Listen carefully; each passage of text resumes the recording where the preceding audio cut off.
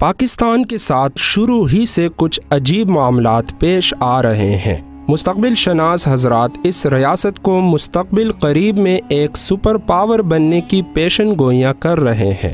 یہ ریاست شروع سے سایہ خدائے ذوالجلال میں ہے۔ ویسے تو اس کی بہت لمبی چوڑی تفصیل ہے۔ فی الحال ہم موجودہ حالات کے تناظر میں اس ریاست سے جڑے کچھ عجیب حالات آپ کے گوش گزار کرتے ہیں۔ دنیا بھر میں بت پرستوں کی سب سے بڑی نمائندہ ریاست بھارت پاکستان پر رات کے اندھیرے میں حملہ کرتی ہے۔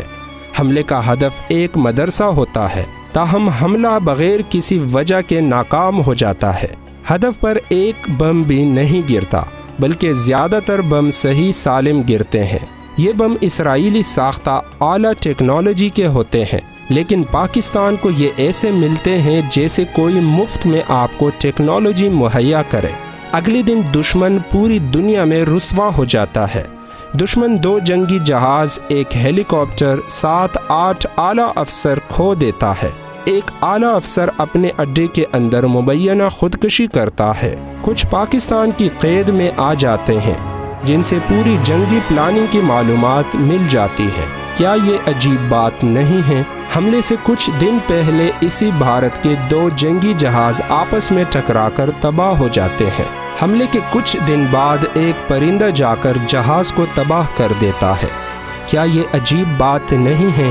اپنے سے کئی گنا چھوٹے ملک پاکستان کا رعب اور دبدبہ بھارت پر ایسے پڑ جاتا ہے کہ اس کی فوج پاکستان کے ساتھ براہ راست جنگ سے صاف انکار کر دیتی ہے۔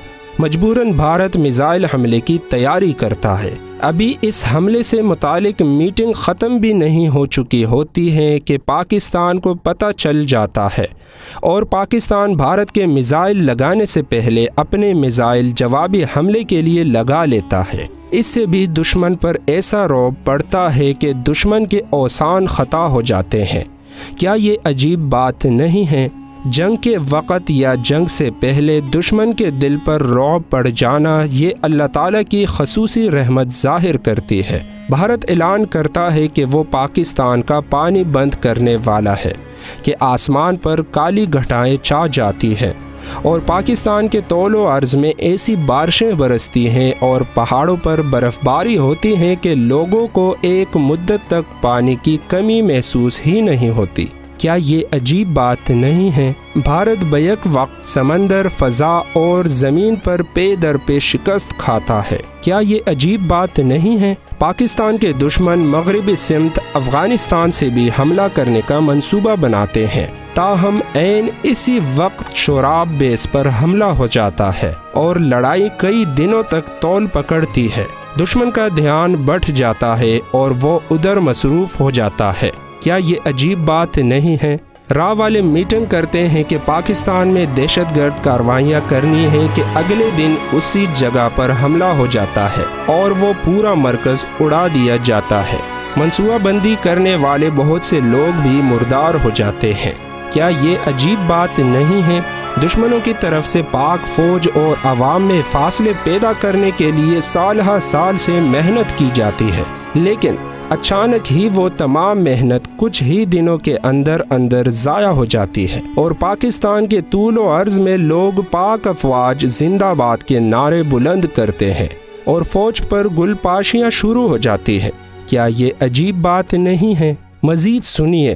پاکستان کو لوٹنے والوں پر اچانک عرصہ حیات تنگ ہو جاتا ہے۔